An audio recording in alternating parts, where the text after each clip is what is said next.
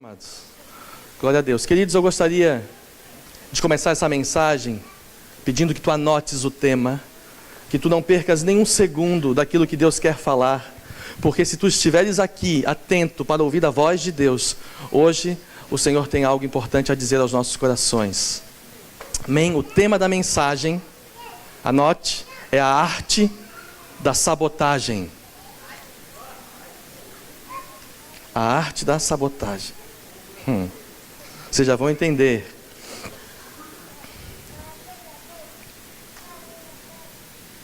Muitas vezes na palavra de Deus nós vemos o Senhor nos incentivando a sermos agentes de mudança, a sermos abençoadores, a fazermos a diferença.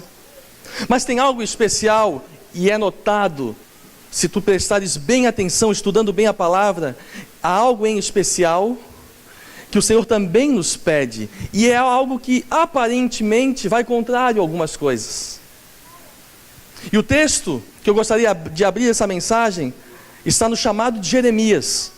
No livro de Jeremias, capítulo 1, se vocês puderem ir lá, a partir dos versículos 8, nós vamos falar do 8, 9 e do 10. Ali tem algo interessantíssimo que Deus traz na missão de Jeremias. Deus diz assim: não temas diante deles, pois eu sou contigo para te livrar, diz o Senhor. Então estendeu o Senhor a mão e tocou-me na boca e disse-me o Senhor: eis que põe as minhas palavras na tua boca. E agora a gente espera que seja algo bom, mas veja o que Deus diz: olha que ponho-te neste dia sobre as nações, sobre os reinos. E Ele diz: para arrancares e para derribares, para destruíres e para arruinares. E agora duas coisas boas: e também para edificares e plantares. Deixa aí, parece estranho, não parece? Deus dá uma missão a Jeremias para que ele arranque, para que ele destrua, para que ele arruine. Parece estranho? Parece normal, o edificar, o plantar. Mas tem algo muito interessante que Deus começa a revelar desde o Antigo Testamento, e isso culmina no Novo Testamento. No Novo Testamento, na segunda carta aos Coríntios, no capítulo 10, dos versículos 3 até os 5, lá também tem algo interessante, semelhante a isso. Porque embora andando na carne, nós não lutamos, não militamos segundo a carne. Pois as armas da nossa milícia não são carnais, mas são poderosas em Deus, olha lá, para a demolição de fortalezas. Versículo 5, derribando raciocínios e todo baluarte, ou todo conhecimento que se ergue contra o conhecimento de Deus, levando cativo todo pensamento à obediência de Cristo. Opa, Novo Testamento, armas de demolição. Alguém já tinha percebido isso? Existe algo muito importante. Quando Deus estabelece o projeto de restauração, logo após a queda, Deus começa a separar um povo exclusivamente seu, um povo que o ama, um povo dedicado a Deus, no meio de um mundo que não queria saber de Deus, pelo contrário, um mundo corrupto, um mundo que estava envolvido em muitas coisas ruins. E Deus, na medida que vai se revelando ao povo, e o povo vai andando na presença de Deus, Deus vai chamando este povo a se santificar, a se separar. Enquanto Deus faz isso, Deus vai denunciando o mundo, Deus vai declarando que o mundo, embora vivemos nele, é um lugar onde o sistema reina, onde a vontade do mundo reina. E a gente sabe muito bem, que foi dito pelas palavras de Jesus, que esse mundo jaz no maligno, que também Jesus chamou a Satanás como príncipe deste mundo. Por isso, nós vivemos um tempo onde nós temos que entender qual é o propósito de Deus para nossas vidas, qual é o chamado de Deus para cada um de nós. E certamente esse chamado não é ser parecido com o mundo. Certamente esse chamado não é se assemelhar ao mundo. O chamado de Deus para nós é ser perito na arte da sabotagem e ser um instrumento de Deus para a revolução e transformação, para que muitas vidas possam conhecer a palavra de Deus, entregando seus corações ao Senhor e vivendo de uma forma totalmente transformada, diferente do mundo. Estão entendendo, queridos, até aqui?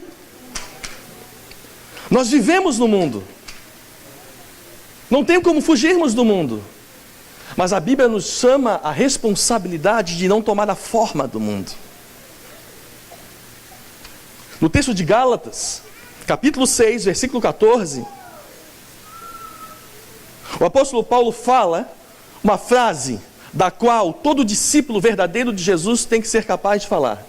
Enquanto tu não for capaz não só de falar, mas acima de tudo de viver isso que nós vamos ler ali, nós não podemos declarar de peito aberto que somos discípulos de Jesus. Paulo diz assim: mas longe esteja de mim gloriar-me ou me achar de alguma coisa, a não ser na cruz de nosso Senhor Jesus Cristo, pelo qual o mundo está crucificado para mim e eu para o mundo. O mundo não tem mais nada comigo e nem eu nada com o mundo. Esse, amado, é o nosso desafio na medida que o Senhor vai se revelando aos nossos corações. Isso não acontece instantaneamente, não. No dia que tu entrega o teu coração para Jesus, as coisas ainda estão muito confusas, nada muito está definido, mas na medida que o Senhor vai se revelando a ti, aos teus corações, à tua vida, a partir dali Deus vai pedindo respostas, e essas respostas, elas são deste nível aqui. Amém? Até aí? Em toda a palavra de Deus, existem alguns exemplos maravilhosos de sabotadores. Sabia? Pessoas peritas na sabotagem. E eu quero mencionar o primeiro deles, e vou mencionar aqui uns 4, 5, muito importantes. E o primeiro que eu gostaria de mencionar é Moisés. Moisés é uma figura muito interessante na palavra de Deus, porque, como vocês sabem, ele cresce na cultura egípcia. Ele é treinado pelos egípcios, ele é ensinado na ciência dos egípcios. Ele é hebreu, mas ele cresce em todo o território egípcio, dentro do palácio. E todo o conhecimento que o Egito tinha, e o Egito era a nação mais conhecedora das ciências da época, Moisés recebe. Portanto, toda a instrução mais apurada do mundo, Moisés é ensinado. Só que Moisés, como vocês conhecem a história, descobre no meio do caminho que ele não é egípcio, ele é hebreu. E além dele ser hebreu, ele passa a se envolver com o Deus dos hebreus, o que é muito diferente. E na medida que ele começa a se interessar, ele foge, eu estou encurtando a história de Moisés, ele foge para Midian, e lá ele tem um encontro poderoso com o Deus dos hebreus. O próprio Deus fala com Moisés através da sarça que pegava fogo e não se consumia. Vocês lembram dessa passagem? Deus se revela a Moisés, Deus diz quem ele é, Deus diz quem Moisés na verdade é e o que Deus quer com Moisés. E em resumo, Deus estava dizendo a Moisés: Moisés, eu estou te dando poder, eu estou te capacitando para tu se tornar um sabotador deste mundo. Tu vais voltar lá para o Egito e vais virar o Egito de cabeça para baixo. Tu não vais voltar para o Egito para voltar a tomar o teu posto que tu tinhas antes. Tu vais voltar ao Egito para libertar o meu povo e para virar o Egito do avesso. E assim acontece com Moisés. Outro sabotador que eu gostaria de chamar a atenção é Elias. Elias é profeta do Deus Altíssimo, cheio do poder de Deus. E ele vive numa época onde Israel estava corrompido, o seu coração e a sua fé, onde muitos de Israel estavam adorando a Baal. Quantos lembram da história de Elias? E havia 400 profetas de Baal. E Elias resolveu desafiar os 400. O nome disso é sabotagem. Até então, Israel não sabia quem era o verdadeiro Deus. Naquele período, o povo estava totalmente confuso. Os 400 profetas de Baal falavam que o verdadeiro Deus era Baal. E Elias propõe um desafio. E ele diz: o Deus verdadeiro, o Deus que responder com fogo, esse é o que vocês devem adorar. Então eu proponho o seguinte desafio: vocês montem um altar, coloquem uma oferta, um novilho, um animal em cima do altar, façam uma cova ao redor, jogue água, bastante água, e peça para o seu Deus mandar fogo e consumir tudo.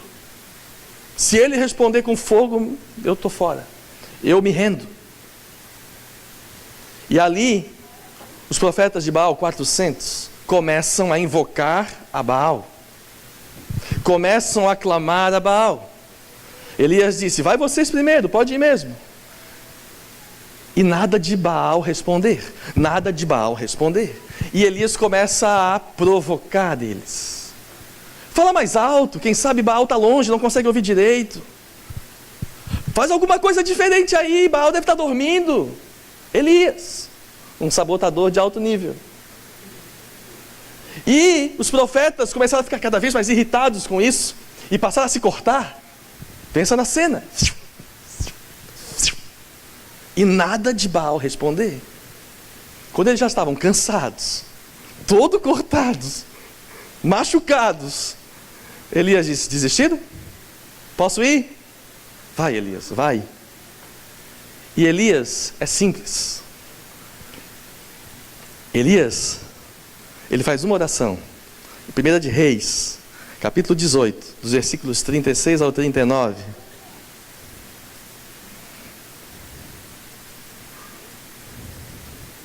Elias diz assim, vamos a partir da oração aqui. Ó Senhor, Deus de Abraão, de Isaque e de Israel, seja manifestado hoje que Tu és Deus em Israel e que eu sou Teu servo e que conforme as Tuas palavras tenho feito todas estas coisas. 37. Responde-me, ó Senhor, responda-me, para que este povo conheça que Tu, ó Senhor, és Deus e que Tu fizestes voltar o Teu coração. 38. Então, diga glória a Deus, caiu fogo do Senhor, consumiu o holocausto, a lenha, as pedras, o pó, e ainda lambeu a água que estava no rego. Elias sabota plenamente o sistema da época. Os profetas de Baal ficaram assim, ó, não acredito. Eu gostaria também de chamar a atenção de um outro episódio sensacional de 3 sabotadores. No tempo que Israel era cativa de Babilônia, havia 4 jovens especiais, 4 jovens que o próprio rei Nabucodonosor botou os olhos neles e percebeu que eles não eram pessoas comuns, eles eram especiais. E eles eram Daniel, Misael, Azael e Azarias. 4. Ali, eles são chamados a se juntar à elite dos jovens inteligentes da Babilônia para pensarem junto e acharem coisas importantes que possam instruir o rei. Porém, esses 4 decidem não se envolver com as coisas que a Babilônia queria oferecer a eles, que contaminaria o seu coração, que contaminaria a sua essência, que afastaria Deus deles. E eles se sobressaem quando tomam essa decisão. Porém, havia inimigos lá dentro da Babilônia que queria desmascará-los. Então, surgiu um decreto onde decidiu-se construir uma estátua monstruosa do rei Nabucodonosor. E o rei Nabucodonosor era semelhante a Faraó, ele era tanto homem como para eles era Deus, então precisava ser adorado, ele representava o próprio Deus deles lá, e assim construíram uma estátua gigante de Nabucodonosor e convocaram uma reunião solene na Babilônia para que todos, naquela grande inauguração, se prostrassem à estátua do grande rei e Deus Nabucodonosor. Daniel estava do lado de cá, porque Daniel já tinha virado assessor de Nabucodonosor, portanto, Daniel não estava de pé perante o povo. Mas os três, Misael, Azael, Azarias, eles estavam no meio do povo. E algo que só vocês vendo, vocês entendem a dimensão do que eles fizeram. E eu separei um vídeo para vocês verem nesse momento.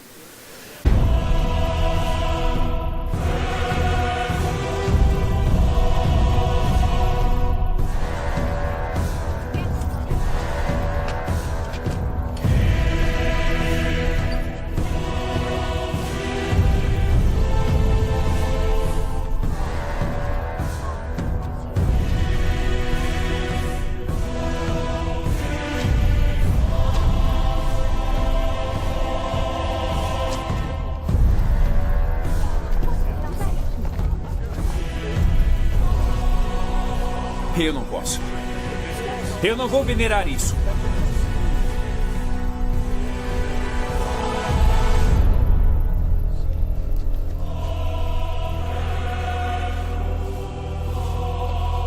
Agora!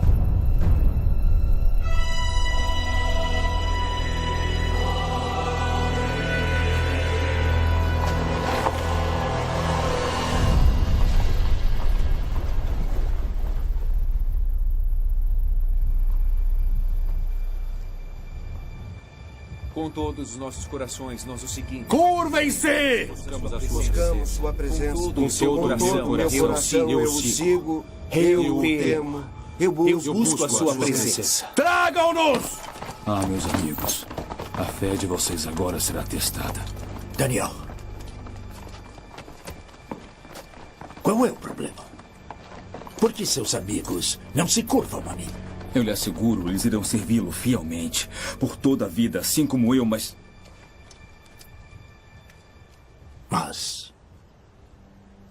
Mas somente adorarão a Deus.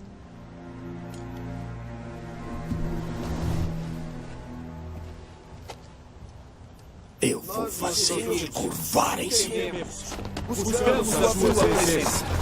Nós o seguimos, o tememos, buscamos a sua presença. Você.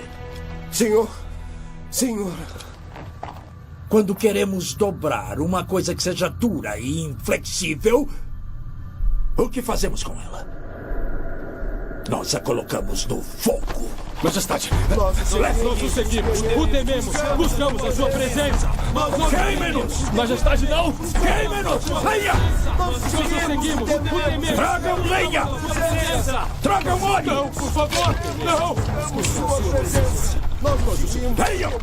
buscamos sua presença, Senhor! Fogo! Tragam-me fogo! Senhor, Tragam-me fogo! Por favor, as cordas da morte me emaranham, a angústia do túmulo me consome. Não ignore minhas lágrimas, eu estou tomado por sofrimento. Eu chamo o nome do Senhor. O Senhor recebe a minha oração. Senhor, ouve o meu clamor. Recebe a minha oração. Meus inimigos serão intimidados. E eles irão se envergonhar. Aqueles não queimam.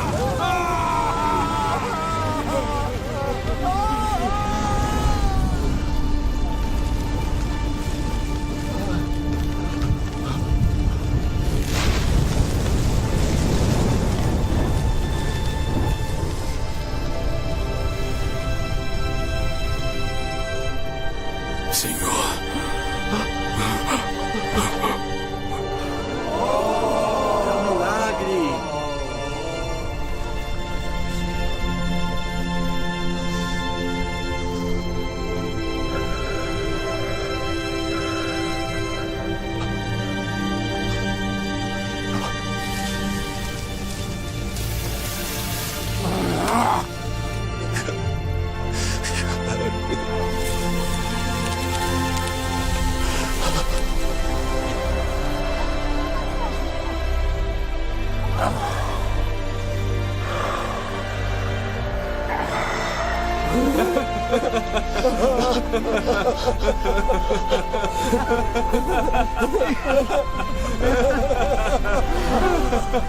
Povo de Judá, levante-se. Deus está conosco. Ele está conosco. Deus nos salvou. Deus está conosco. Esse é um sabotador de alto nível. Vocês estão entendendo o sentido da mensagem, amados? Um outro grande sabotador é Jesus. Jesus é o maior de todos. Porque era esperado que ele viesse como um grande rei, que pegaria os romanos, mataria todos os romanos. Era assim que era esperado do Messias. O Messias tinha que nos libertar desses romanos aí. E vem Jesus pregando algo que ninguém acreditou seria possível ser pregado. Antes ele dizia: vocês ouviram, olho por olho, dente por dente. Agora eu vos digo, façam bem aos vossos inimigos, abençoa aqueles que te odeiam. Os caras, meu Deus, o que é isso? E Jesus falou: isso é sabotagem. O mundo quer vingança, mas eu não vim trazer vingança.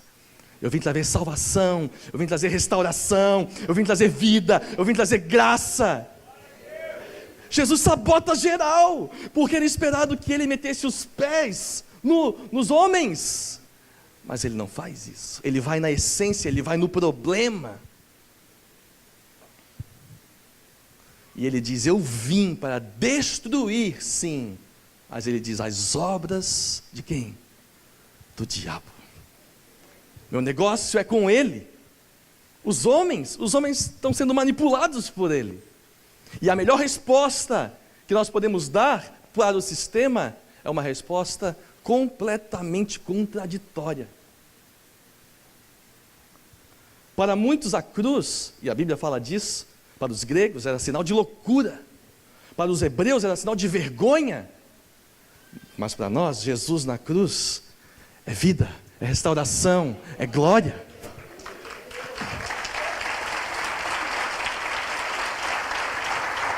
Glória a Deus. Agora que eu te contei tudo isso, eu quero entrar nos pontos fundamentais dessa mensagem. O que eu faço, pastor? Já entendi que existe uma arte de sabotar o mundo. Existe uma maneira de responder diferente. Não a esperada, não a que todo mundo faz. E agora? Como eu devo combater isso? E eu quero que tu prestes bem atenção. Porque o sistema deste mundo se alimenta de algumas fontes de energia que precisam ser sabotadas. Existem algumas fontes de energia que o mundo inteiro produz e que fortalece o sistema. E que precisa urgentemente de sabotagem. Anote a primeira: o pecado. Enquanto eu pecar, o mundo se fortalece em mim. Enquanto e a resposta ao pecado é a santificação, sem a qual ninguém verá o Senhor. Enquanto eu me santificar, o mundo não tem força em mim. E quem sabe um dia a gente diz que nem Paulo: minha glória é na cruz de Cristo, pela qual o mundo está crucificado para mim e eu para o mundo. Obrigado. Se eu não sabotar o pecado em minha vida, o mundo, o sistema, a carne engole tudo de bom que havia dentro de mim. O pecado é uma fonte destrutiva que me afasta de Deus.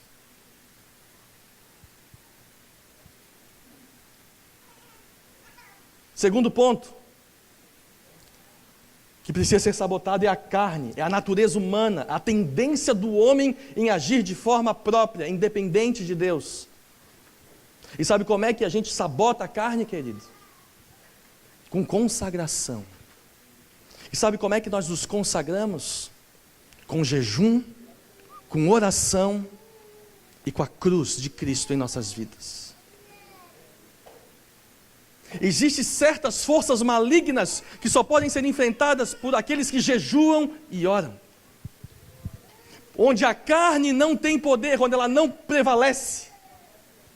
Mas todos nós somos tendenciosos a inclinar para a carne. Por isso é uma atitude própria, segura e consciente de sabotar a força da carne dentro de mim. Toda vez que tu vê algo que está te dominando, saiba que Deus está te dizendo que tu deve jejuar, que tu deve separar, porque nós somos libertos por Jesus Cristo para que nada mais nos domine a não ser o próprio Deus. Amém? Por isso reveja e pense: o WhatsApp me domina? Internet me domina? Novelinha? Eu estou brincando com vocês. Eu quero que tu percebas. Eu posso ir nas coisas triviais. O café te domina? Ei, a Coca-Cola te domina? O Red Bull te domina? O chocolate te domina? Querido, é sério. Quando tu vê que qualquer uma destas coisas que existem para te servir, quando tu perceber que tu estás servindo estas coisas e não elas estão te servindo, está na hora de jejuar. Por elas, tira elas. Tira o doce da tua vida por 30 dias. Tira o café por 30 dias. Tira a internet por 30 dias. Facebook por 30 dias. 6 meses, 1 ano. Amado, me entenda. Por favor, me entenda. Nós não estamos falando contra estas coisas. Eu estou te dizendo que se isso está te dominando, se tu já não consegue mais viver sem estas coisas, isso está tendo um espaço dentro de ti que não deveria ter. A tua carne está prevalecendo. Qual é a resposta para a carne? Querido, qual é a resposta para a carne? Jejum e oração. Amém, Arena? Eu vou apertar mais. Tem outra fonte deste mundo, fonte de energia que o mundo se alimenta demais. Sabe qual é? O amor ao dinheiro. Foi o próprio Jesus que disse: o amor ao dinheiro é a raiz de todos os males.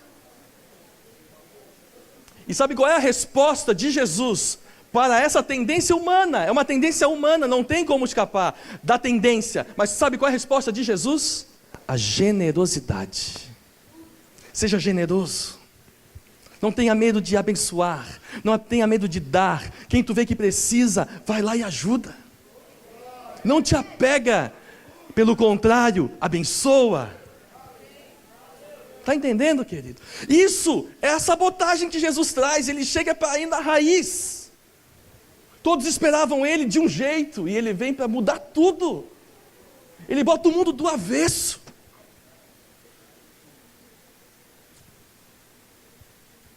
Vou apertar mais uma. A quarta fonte de energia que esse mundo se alimenta, sabe qual é? O desejo pelo poder.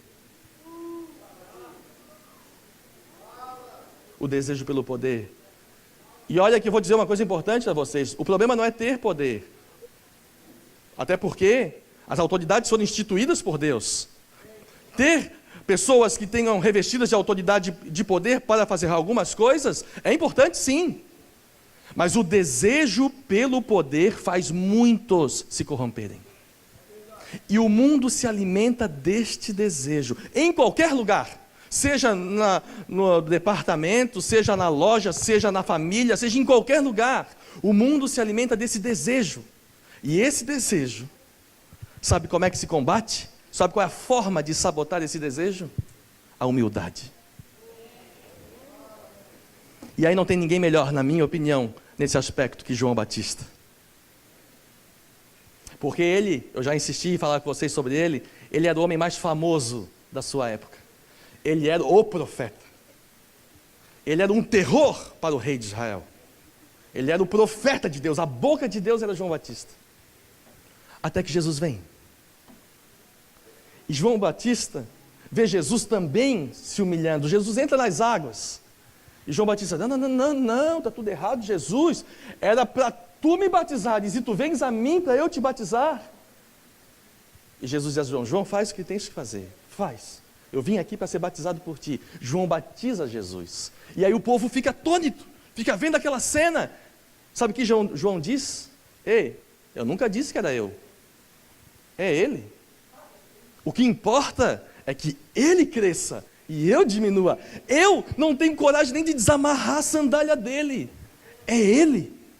E aí 2 discípulos se emocionaram e dizem, então podemos ir atrás dele? E ele diz, claro que pode, se eu pudesse eu também ia. É ele.